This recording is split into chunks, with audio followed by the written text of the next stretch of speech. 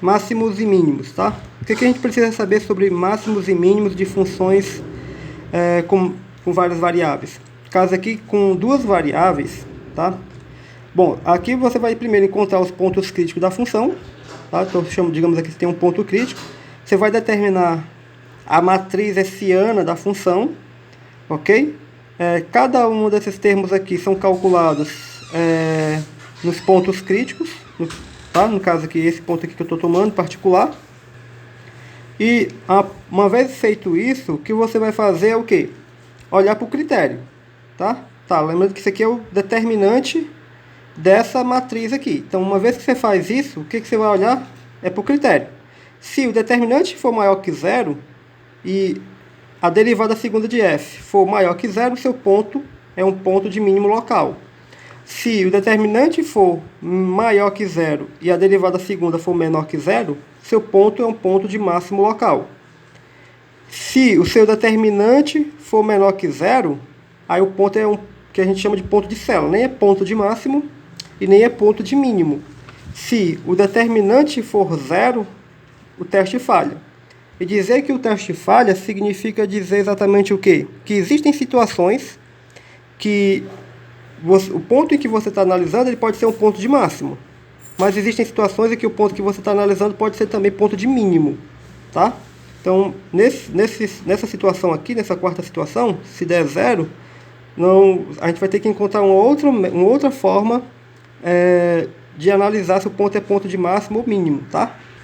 O outro tipo de problema que envolve máximos e mínimos é quando você quer determinar se uma função f, tá? Você tem uma função f e você quer encontrar o máximo ou o mínimo da função, mas sujeita a uma certa restrição, tá? Ou seja, o conjunto onde a função, conjunto de pontos, tá? Onde você quer encontrar o máximo ou o mínimo da função, tá? Ela obedece a uma certa regra, tá? Que vai representada por uma função aqui, desse tipo aqui assim.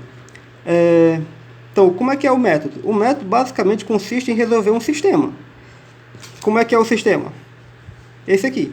O que você vai fazer? Você vai calcular o gradiente da sua função, vai ter que introduzir uma nova variável no seu problema e vai calcular o gradiente daquela restrição que você tinha.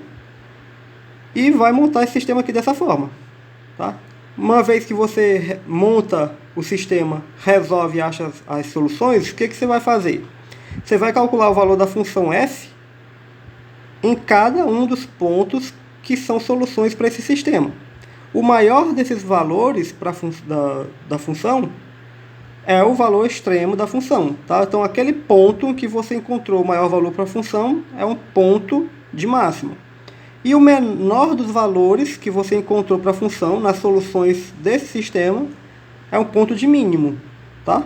Basicamente, esse aqui, o método multiplicador de Lagrange, né, e o teste da derivada segunda, né, são os dois mais utilizados.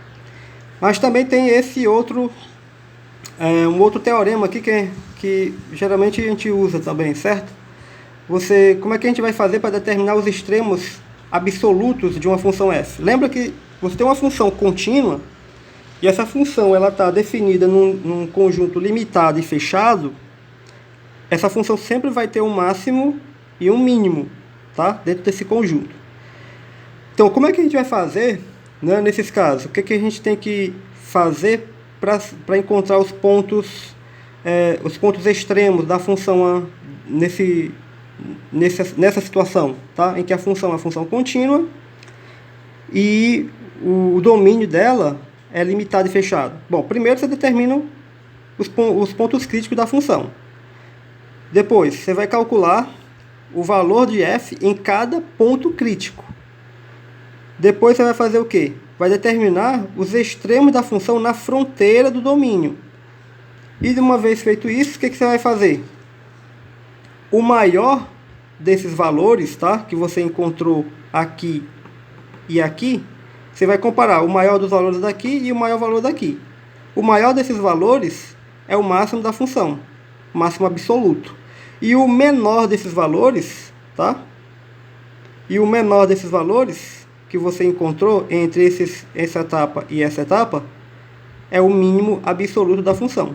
tá? Então, conta os pontos críticos, calcula o valor da função em cada um desses pontos críticos aqui, determina os extremos da função, tá? Que aqui nesse ponto, nesse item aqui você pode usar os multiplicadores de Lagrange, o teste da derivada segunda, aí tanto faz, quem vai escolher o método é você, tá? E uma vez feito essas três coisinhas aqui, tá? Você vai fazer o quê? Vai só comparar os valores, o maior dos valores que você encontrou aqui e o menor dos valores que você encontrou, beleza?